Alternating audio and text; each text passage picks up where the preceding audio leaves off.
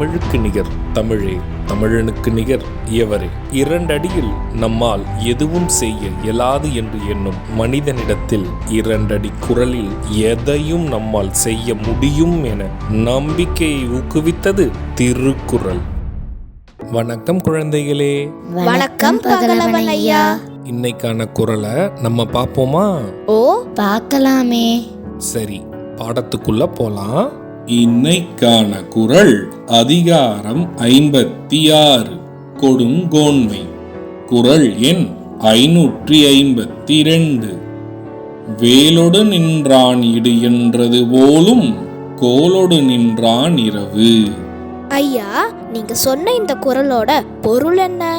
இதுக்கான பொருள், ஆட்சிக்குரிய செங்கோலை பிடித்து கொண்டு மக்களை துன்புறுத்தி வரி வாங்குகிற வேந்தன் செய்கை, வேலை வைத்து கொண்டு தனி வழியிற் போவோரை மிரட்டும் வழிப்பறி கொள்ளைக்காரன் செயலை போன்றதாகும்.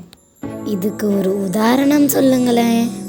இதுக்கான உதாரணம், ஆட்சியில் இருக்கும் அரசன் செங்கோலை வைத்து மக்களை துன்பத்தில் தள்ளி நடத்தும் அரசாட்சி, கையில் வேல்கம்பை வைத்து தனியே செல்பவரிடம் மிரட்டி வழிப்பறி செய்வதற்கு சமம்.